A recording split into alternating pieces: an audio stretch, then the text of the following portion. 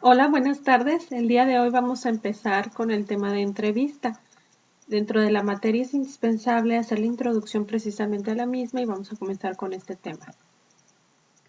¿Qué es la entrevista? Pues vamos a ver que la entrevista tiene como concepto que es una conversación entre dos o más personas y esta conversación tiene un fin determinado.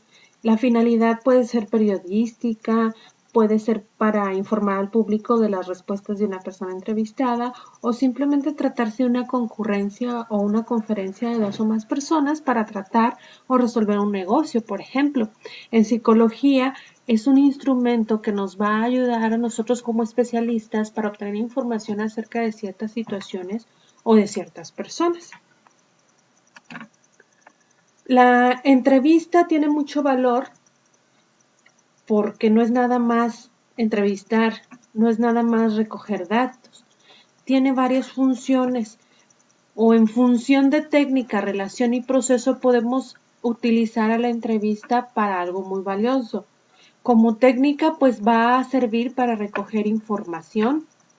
Como técnica ayuda a aportar información. Por ejemplo, cuando nosotros entrevistamos, ayudamos a obtener información del caso. Una vez que obtenemos información, pues a lo mejor ya podemos elaborar ciertas hipótesis diagnósticas que nos van a ayudar a aportarle también información al paciente de acuerdo a nuestra experiencia y a nuestra carrera.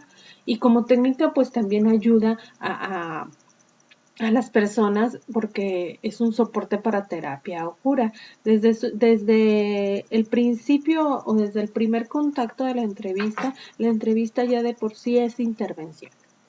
Como relación se dan todas las características de la misma, pero en pocas palabras, pues la entrevista es una interacción psicoafectiva, que quede claro que aunque sí es importante la objetividad dentro del paciente terapeuta, no deja de haber una interacción que implique emociones y cogniciones. Entonces, por eso se dice que es una interacción psicoafectiva. Como relación, pues también hay influencia recíproca. A esto, por ejemplo, cuando nosotros como especialistas influimos en el paciente de una manera subjetiva, pues a esto le llamamos transferencia. Sin embargo, cuando sucede lo contrario, cuando el paciente influye en nosotros de manera afectiva, a eso se le llama contratransferencia. Son dos términos psicoanalíticos que más adelante vamos a ver y que ambos están muy ligados a esta cuestión de la terapia o la entrevista, pero aunque la transferencia sí es válida, la contratransferencia debe de evitarse. Y como proceso, la entrevista profesional pues sigue un proceso básicamente metodológico estructurado que nos va a permitir recibir información, nos va a permitir explorar un caso, nos va a permitir intercambiar ideas, mensajes y a partir de ello clarificar situaciones, es decir, no dar por hecho información que nos está otorgando el paciente y al final de cuentas, pues como proceso, pues también implica un cambio en la persona, o sea, es terapia. ¿Cuáles son los objetivos de la entrevista? La entrevista básicamente tiene tres objetivos. El objetivo de diagnóstico, de investigación y de tratamiento. La entrevista de diagnóstico pues tiene como propósito recoger la biografía del sujeto y determinar a través de lo que dice, es decir, de sus opiniones, también de algunas actitudes y de algunas características personales, pues podemos determinar ciertas características del sujeto.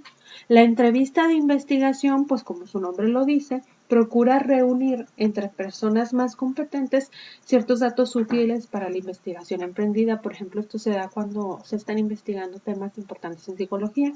Y la entrevista terapéutica o de consejo, esta va a procurar, como su nombre lo dice, readaptar socialmente al sujeto y reorganizar su actividad. Esos son los tres objetivos de entrevista de acuerdo al diagnóstico, investigación y la terapéutica. Tenemos dos autores, Bingham y Moore, que dicen que la naturaleza de la entrevista varía evidentemente con el propósito perseguido o uso al cual se le destina, es decir, de acuerdo al propósito que tengamos para la entrevista, pues evidentemente esta se va a conducir de dos maneras y tiene dos usos, ¿sí? Tiene tres usos. La entrevista se utiliza para recoger hechos, para informar y para motivar o influir. Estos vendrían siendo como el resumen de lo que vimos en diapositivas anteriores. Recogemos hechos informamos, que de una u otra manera también sería, por ejemplo, psicoeducación, y motivamos o influimos, que vendría siendo la terapéutica.